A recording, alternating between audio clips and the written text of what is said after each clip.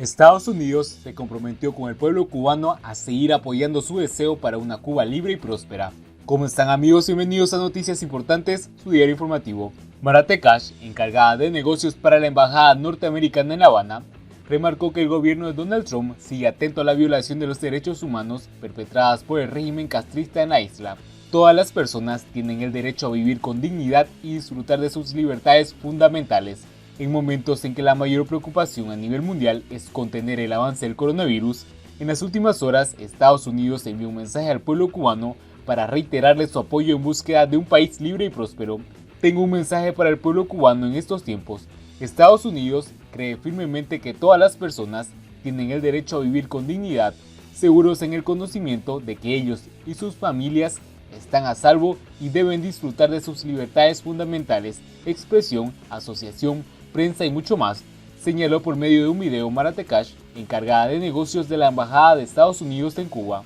Reitero mi promesa a ustedes, como representante de Estados Unidos en Cuba, de que los Estados Unidos seguirán apoyando su deseo para una Cuba libre y próspera, del pueblo, por el pueblo y para el pueblo, concluyó su mensaje la diplomática norteamericana.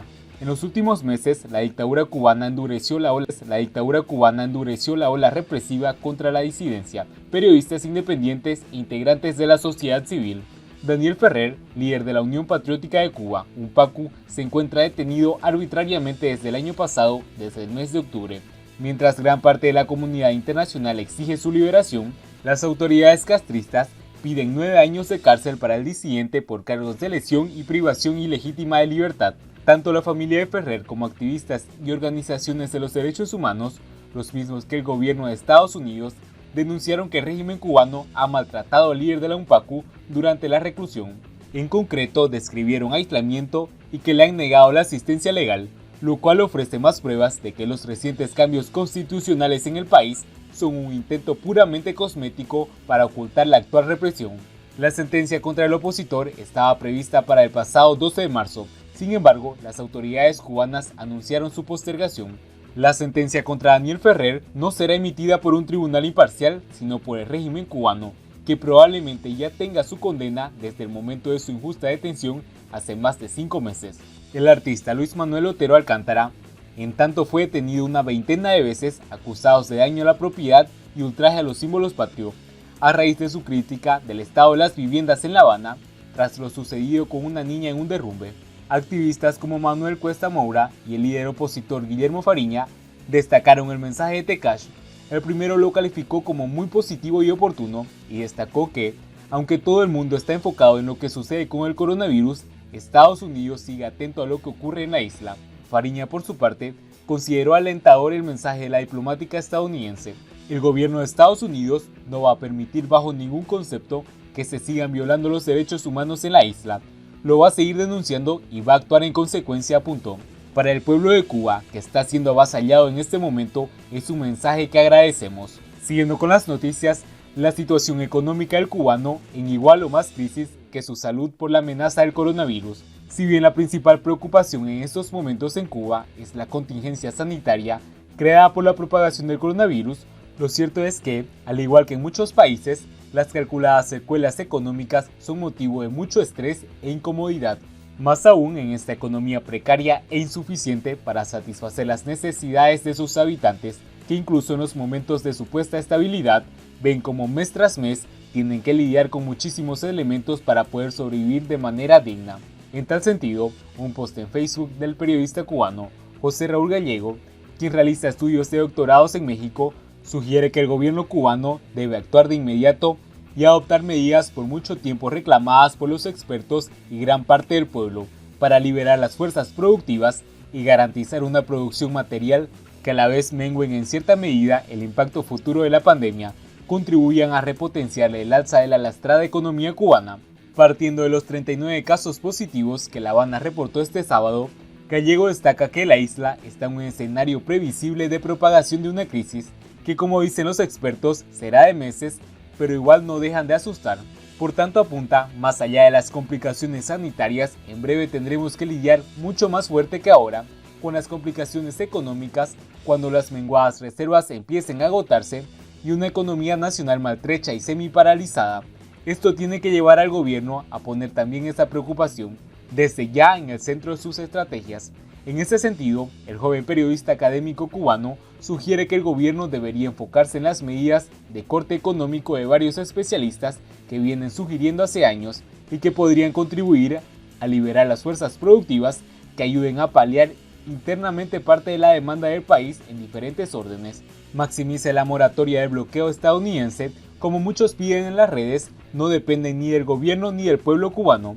Las medidas a las que alude Gallego necesariamente tienen que pasar por un empoderamiento del sector privado, uno de los mayores potenciales que ha demostrado cuando se les permite despegar, aunque sea levemente. Ahora más que nunca necesitamos producir alimentos, productos de higiene, aseo, de primera necesidad, pero para ello se necesita eliminar trabas burocráticas, reconocer capacidad de importación de personas naturales, otorgar incentivos fiscales, reconocer a las pequeñas y medianas empresas, entre otras medidas. Es cierto que estamos en medio de un escenario complejo para cualquier cambio y despliegue de iniciativas, pero nadie dude que mañana o dentro de unas semanas será aún más complejo, al tiempo que afirma que mientras más rápido se tomen las medidas y faciliten e incentiven la producción, más rápido se verán los resultados. Si esta crisis sigue escalando, como todo parece indicar que ocurrirá, incluso podría pensarse hasta en políticas de aislamiento no solo a nivel provincial, sino municipal, para proteger a los principales polos agrícolas y productores del país, pues si terrible es morir por coronavirus, igual de terrible es morir de hambre. Ser más proactivos y menos reactivos parece ser una de las claves para salir de esta crisis lo más pronto y mejor posible. Siguiendo con las noticias, ron y racionamiento en Cuba en tiempos de pandemia.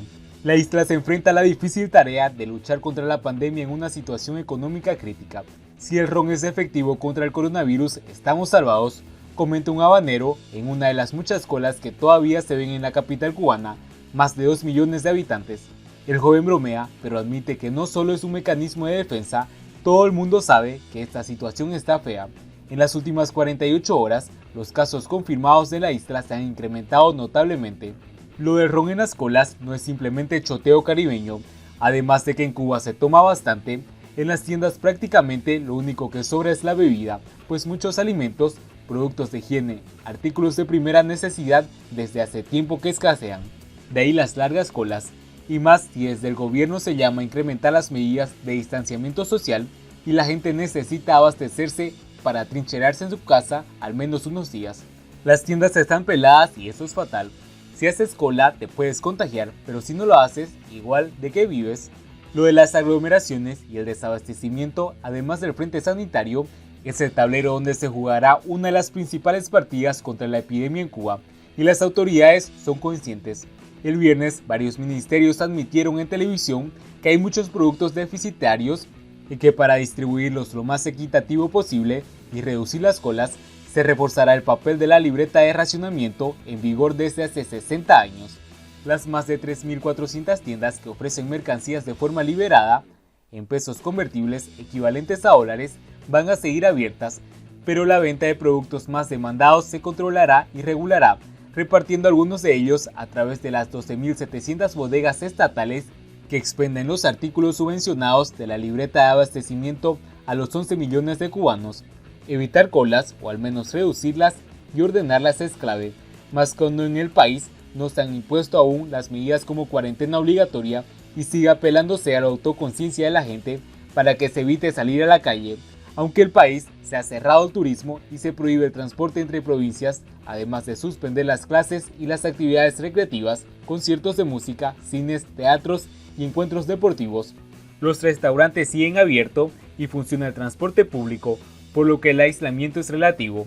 En sus intervenciones en televisión, el presidente cubano Miguel Díaz-Canel aconseja que, si la gente va a salir, lo haga con mascarilla, extremando las medidas higiénicas, que se exponga solo una persona del núcleo familiar y se respeten los 2 metros de separación en la cola. El mensaje parece que empieza a calar.